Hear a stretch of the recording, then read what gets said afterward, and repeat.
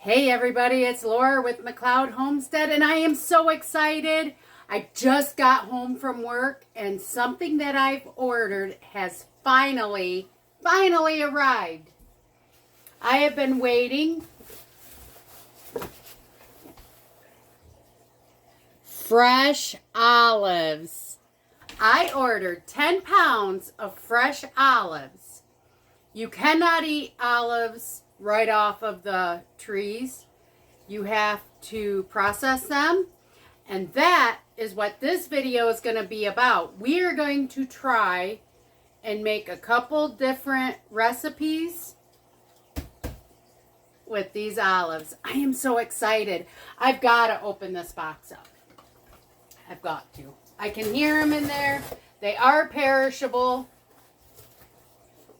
They have come from California.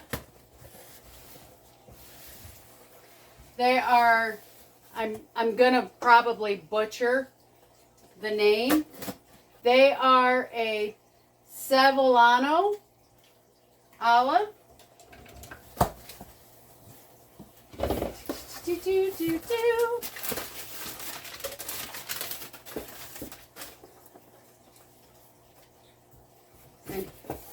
Oh my goodness, I have got to bring you over to show you. This is how they came packed. They are just 100% in a box. But look how beautiful they are.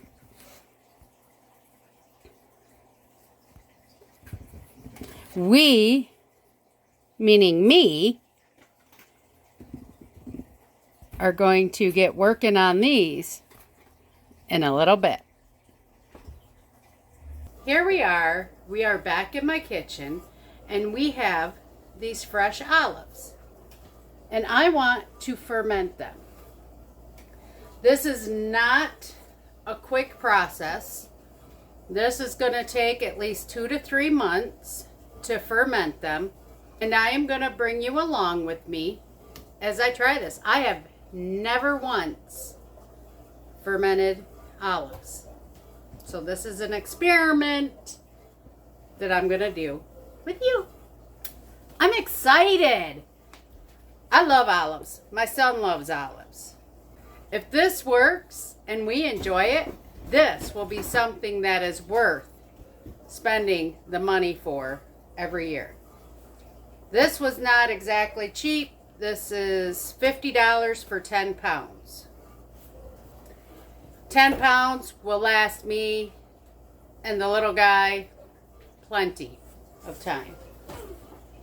So, the very first thing we want to do is we want to go through and we want to rinse them off and just look for any bad ones. If we have a bad one, we got to toss it. These olives are fresh off the tree, and you cannot eat them. No way you can in this manner. The first thing we want to do is we want to soak them. The first thing we want to do is we want to soak them in just fresh water. Don't use city water. Get distilled water, purified water. I have really good water where I'm at. It is well water, and that is what I'm going to use. But so every day you will just change the water. Like I said, we're just going to throw a bunch in here. Got my strainer. We're going to turn the water on and just use lukewarm water and just kind of rinse them off. Make sure the dirt and the dust is off of them.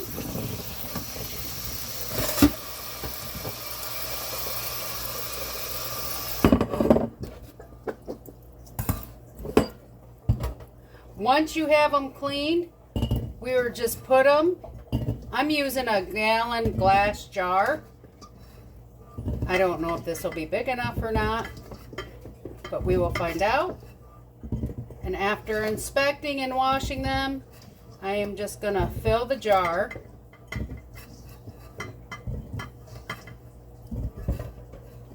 Just like so.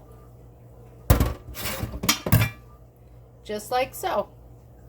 And I'm just going to continue doing this until all the olives are done. Look at this one, even has part of the limb on it still. Pick it off. But I have to admit, the ones that they sent, I have not found any bad ones. None of them have gone rotten at all. They look amazing.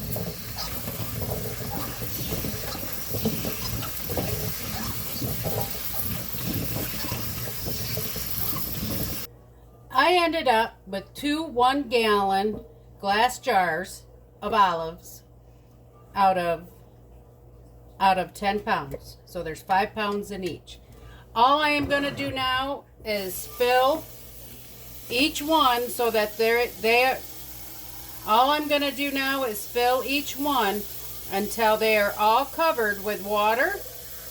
And you want at least an inch above the olives. As you can see, I now have my 2-gallon jars of olives soaking in just fresh water. There's no salt in here yet. I'm not sure if I needed to or not, but I just put paper towels over the tops. 1, it'll help keep the bugs out. 2, if it does start some of its own fermenting, it'll let the gases escape. The reason why we are going to soak these for 2 weeks, changing the water every day, which is why they've got a spot right next to my sink, so that way I don't forget.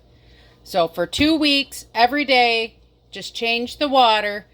The reason why we soak them is to help eliminate some of the bitterness. So when we go to ferment, it will enhance the flavor. Now, some people, if they want to crack them, they can crack them.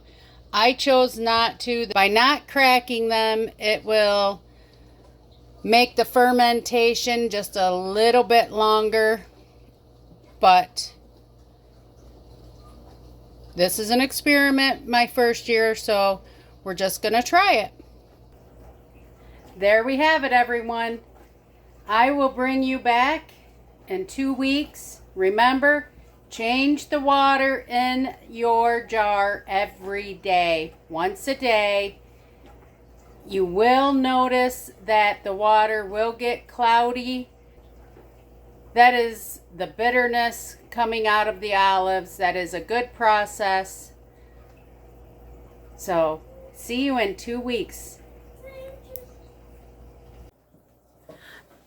All right, everybody, it has been 2 weeks since we have been changing the water in these every day. Now, I tasted them the other day, and oh my gosh, talk about still super, super bitter. I will probably try one more just for you guys, but I'm not going to lie, I really don't want to. They say by now a lot of the bitterness should be gone. They're still pretty bitter. It is time now. It's been 2 weeks. We've changed the water every day in this, and you can even change it twice a day if you want. We're going to put them in a brine. Now, I might have decided to let them go a little bit longer, but me and my little guy were going away for the weekend, so I would not be here to change the water every day. And now I changed the water in this yesterday, and I want to show you what it looks like. As you can see, it's got a white bubbly foam, which is fine. That's completely fine. This should have been underwater. I don't know why it wasn't. But this is what you will be rinsing off. If you guys don't have smell-o-vision, if you did, it actually is starting to smell like olives that you get in the store. But let me get these rinsed and washed off, and then we will start the brine. All right, I am going to put them in my 3-gallon crock. This is the lid. This is the weight we will use to hold them down under the brine. Now I've already washed all this up and got it prepared, but it is here where some people will put their flavors, you know, different herbs in with their brine.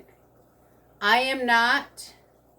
I am going to, for the next 6 weeks, and I'm sure it'll be at least 6 weeks, but for at least the next 3 to 6 weeks, I am going to put them in a 1-to-10 ratio brine. That's 1 cup of, I got sea salt.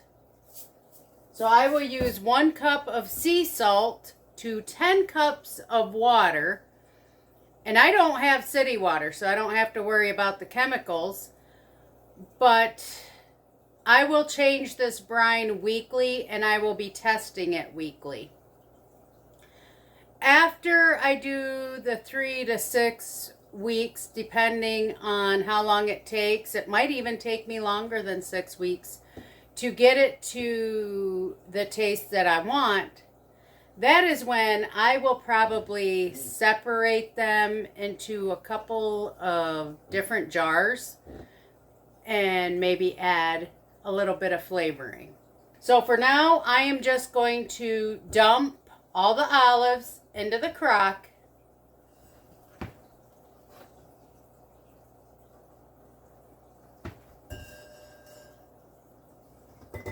Now, for you guys, I will once again give it a taste.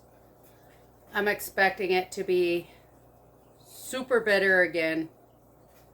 However, when I cut this little tiny piece off, it was a lot softer. It's smelling like an olive. That bitter the other day was so bad. Still pretty bitter. I'm not even going to bite into it. I set it on my tongue. It's still pretty bitter. Okay. I tried it for you guys. Now they say the longer you let it soak in the water, it should take a lot of that bitterness out.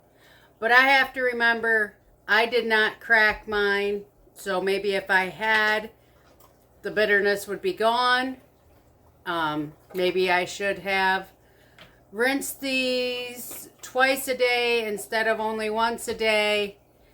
But we're going to let the rest of the bitterness come out in the brine.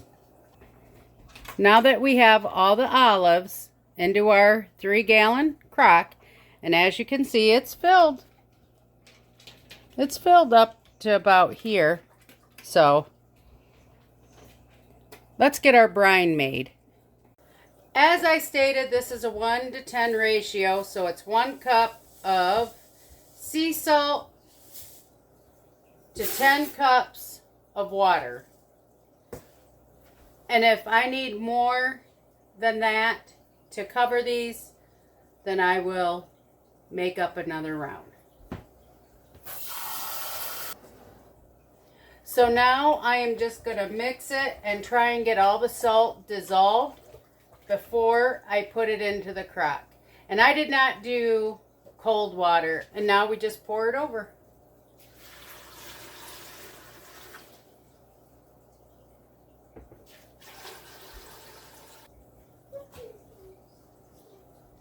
All right, now that got the olives all covered. And now we're going to put the weight in.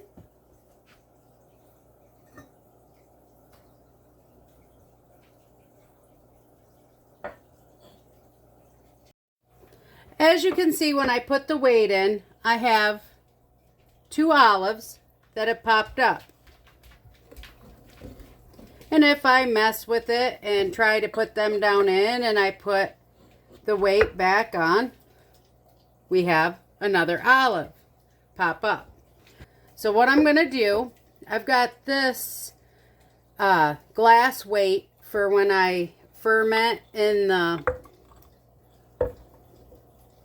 the quart jars, and I am just going to maneuver that. We're going to move things around because we want to make sure all the olives are covered in the brine.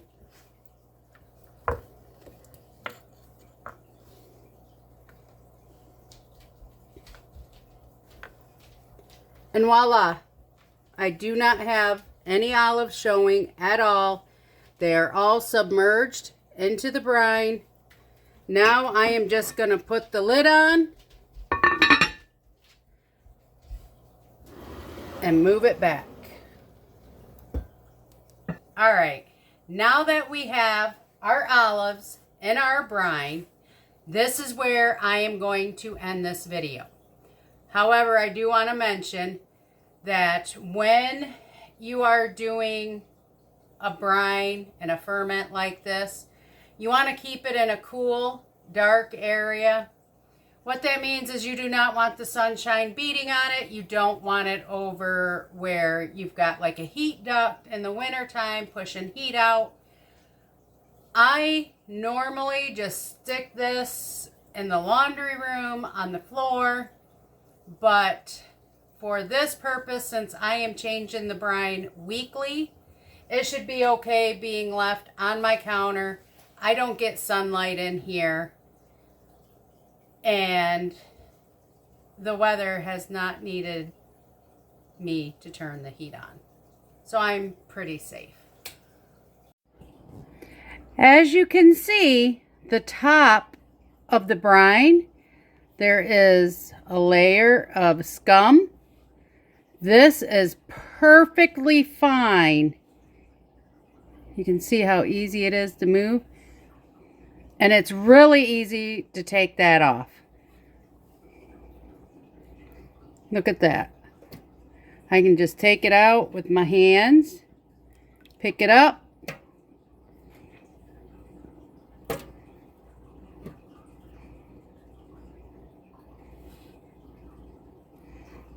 when fermenting, that layer of scum is perfectly healthy. There was no mold on that, which is good. So, this part of the process is now finished, and I'm going to end this video. So, come back later on in the future and watch what will hopefully be the finished product of these olives. And in the meantime, keep coming back and please watch my other videos. And while you're watching, please like, share, and subscribe, and I will see you on the next video. Thanks, everybody. Toodles!